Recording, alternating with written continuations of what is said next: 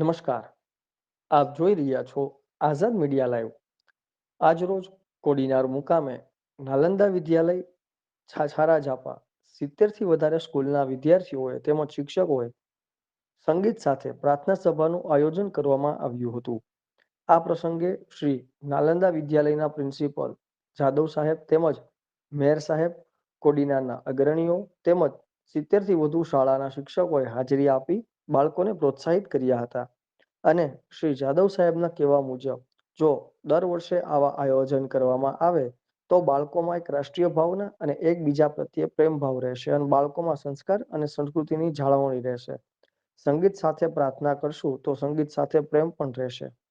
Cameraman Jitu બાપુ સાથે reporter Rajeshbhai Jani, આઝાદ media live, Kodinar.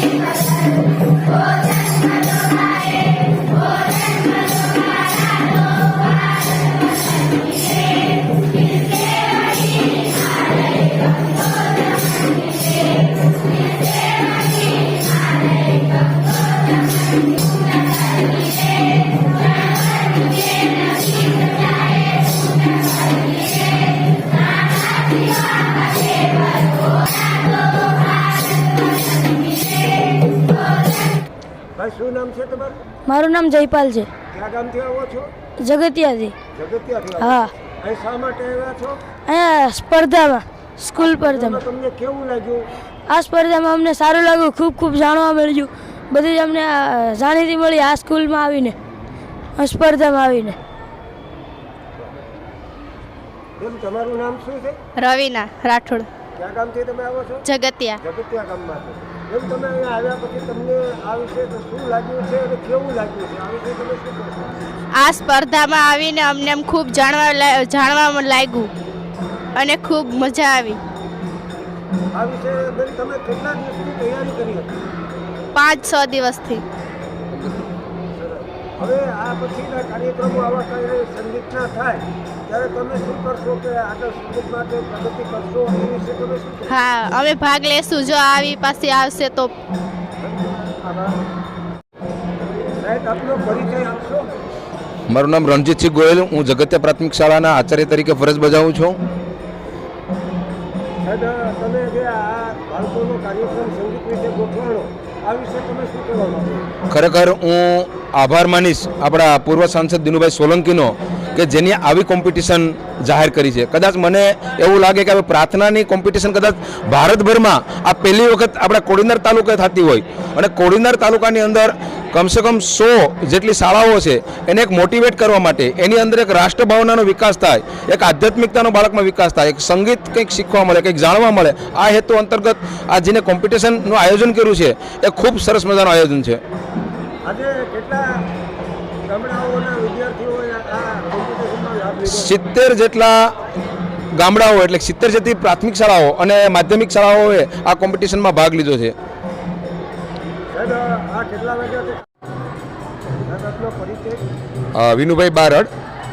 આજરોજ કોડીનાર તાલુકાની 70 જેટલી શાળાઓની ઝોન કક્ષાની પ્રાર્થના કોમ્પિટિશનનું આયોજન થયેલું છે. આયોજનની પાછળ સંસ્થા કાળા રાજપૂત વિદ્યાર્થી ભવનના પ્રમુખ શ્રી દિનુભાઈ સોલંકી દ્વારા પ્રેરણા મળેલી છે અને શાળામાં આ કોમ્પિટિશનમાં 700થી વધારે બાળકો આજે અહીં આવી અને પોતપોતાનું પ્રાર્થના છે એ રજૂ કરેલી છે. આમાંથી 12 શાળાઓ છે એ ફાઇનલ કક્ષાએ પસંદ થશે અને 14 તારીખના રોજ સ્વામી વિવેકાનંદ પાર્ક ને ત્યાં ફાઇનલ કોમ્પિટિશન રાખવામાં આવેલી છે અને ભારતની પ્રાચીન સંસ્કૃતિ જળવાઈ રહે, ભારતનો પ્રાચીન વારસો જળવાઈ રહે, આખા તાલુકામાં સાંસ્કૃતિક અને સૌહાર્દનું વાતાવરણ બને એ માટે દિનુભાઈ સોલંકીની પ્રેરણાથી આ કોમ્પિટિશનનું આયોજન કરવામાં આવેલું છે. હવે આજે કેટલા ગામના વિદ્યાર્થીઓ અહીંયા હાજર હતા અને આ સંગીતમાં ભાગ લીધો હતો?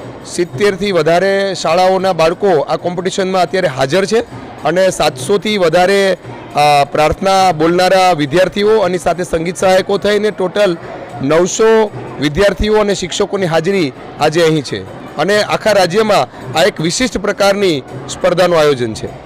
હવે આ જે સંગીત ક્ષેત્રે આ જે કંઈ કાર્યક્રમ યોજાયો છે આ વિશે બાળકોને શું આગળ વધવા માટે જે શું કાર્યક્રમ મળે અથવા તો સંગીત ટીચર તરીકે પ્રગતિ કરી? સાહેબ, આપનો પરિચય આપશો? મારું નામ ધીરુભાઈ બી જાદવ. હું આ સ્કૂલના પ્રિન્સિપાલ કમ નિયામક તરીકે સેવા આપું છું. અમારું નાલંદા શૈક્ષણિક સંકુલ કારોડિયા રાજપૂત વિદ્યાર્થી ભવન મંડળ સંચાલિત ચાલુ છે. એમાં સ્કૂલની અંદર અત્યારે અમારી પાસે 1200 વિદ્યાર્થીઓ અભ્યાસ કરે છે અને સંકુલની અંદર 2500 વિદ્યાર્થીઓ અભ્યાસ કરી શકે તેવી અમારી પાસે શૈક્ષણિક સુવિધા છે. એટલું જ નહીં પણ સારામાં સારી 11-12 સાયન્સ માટે લેબોરેટરી ત્રણેય વિભાગને કોમર્સ, આપણે ફિઝિક્સ, મેથ્સ અને કેમેસ્ટ્રી માટેની લેબ સારા સારી છે. કોમ્પ્યુટર 2 લેબ સારા છે, 70 કોમ્પ્યુટરો છે અને શૈક્ષણિક સુવિધા માટે ભૌતિક સુવિધાઓ તમામ પ્રકારની અમારી સંસ્થામાં ઉપલબ્ધ છે. દિનુભાઈના વિચારોથી જ્યાં રાષ્ટ્રીય ચેતના જગાવવા માટે જ્યાં રાષ્ટ્રીય પ્રાર્થના આપી છે એ રાષ્ટ્રીય પ્રાર્થના એ રાષ્ટ્રીય વિચારની ચેતના જગાવવા માટે જે આ વિચાર આપ્યો છે એ અમને ખૂબ ગમ્યો છે. એટલું જ નહીં પણ આ વિચારને અમે લોકો આવકારીએ છીએ એટલા માટે કે ધર્મ, જાતિ, વાદ, ભેદભાવને બાદ કરતાં માત્ર રાષ્ટ્રના વિચારોને વ્યક્ત થી એક વિચારથી, એક આચારથી, એક શબ્દથી લોકો બધા જોડાય આવી પ્રાર્થનાઓનું આયોજન થતું રહે અને આવું થતું રહે તો ખૂબ જ આનંદની વાત છે. એટલું જ નહીં પણ આ કાર્યક્રમનું સેમિફાઇનલનું આયોજન અમારી સંસ્થામાં રાખ્યું છે એટલે અમારા માટે ગૌરવની વાત છે. એટલું જ નહીં પણ અમે બધાને અમારી સંસ્થામાં દિનુભાઈ વતી આવકારીએ છીએ. સાહેબ, આવું આયોજન દર વર્ષે કરવામાં આવે તો બાળકો વિશે શું કરવામાં આવે? જો દર વર્ષે આવું આયોજન થાય તો બાળકોમાં જે રાષ્ટ્રીય ચેતના છે એ જાગૃત થાય. બરાબર, જે આપણી જે એક મોટી સમસ્યા હોય તો દેશને જાતિ, ધર્મ, વાદ, રાજકારણ આવા વિચારોથી વેરવિખેર કરવાના પ્રયત્નો થાય છે અમુક નબળા માણસોથી. પણ એમાં જો આવી પ્રાર્થનાઓ, આવા વિચારો, આવા સંગઠનો જો વર્ષમાં એકવાર થાય સરસ રીતે તો ખરેખર આ વિચાર જીવંત રહે. થેન્ક યુ સાહેબ, તમે અમારી ચેનલની મુલાકાત લીધી એ બદલ આભાર. કેમેરામેન જીતુ બાપુ સાથે reporter Rajeshbhai Jani, Kodinar. Thank you.